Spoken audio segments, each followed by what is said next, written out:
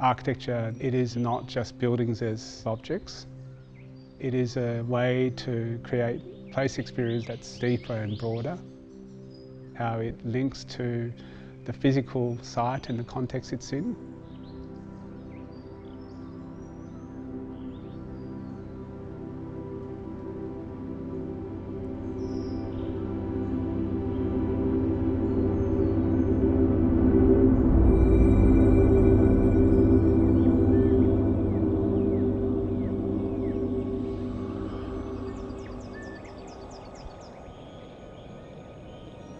The trees take somewhere between 60 and 300 years to mature.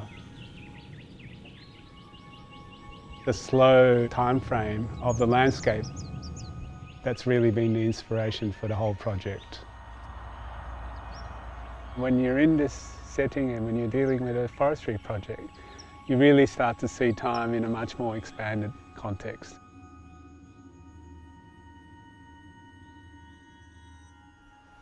There's an architectural notion about lightly touching the earth.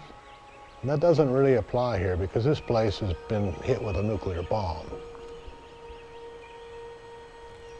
This land has been terribly degraded over the last 100 years. So there's sort of a matching of the architecture with what we're doing in the landscape. Just that really solid injection into the earth. But in return, we're going to bring this forest back. So there's kind of a deal. Good design doesn't have to be always in cathedrals and beautiful houses.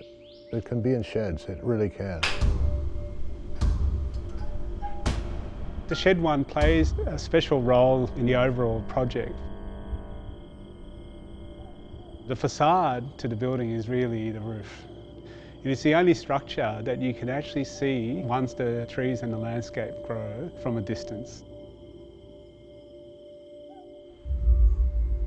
Whereas with this shed, you've actually got to wind your way through the forest and come around the corner and you go, Jesus, where did that come from? And I like that theater. And then what we see going up to the pavilion is that it takes elements of both of the lower buildings. You can see echoes, but it doesn't ape them. It's a different thing altogether.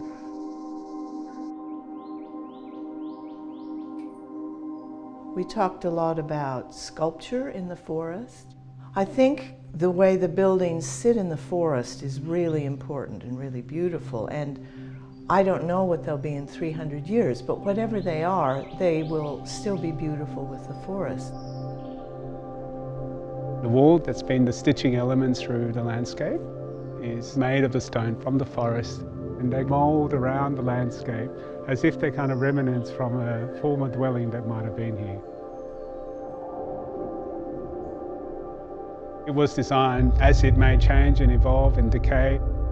And those trees will double in height and these buildings will anchor into the landscape against the forest that's starting to emerge. And like a kind of person in waiting.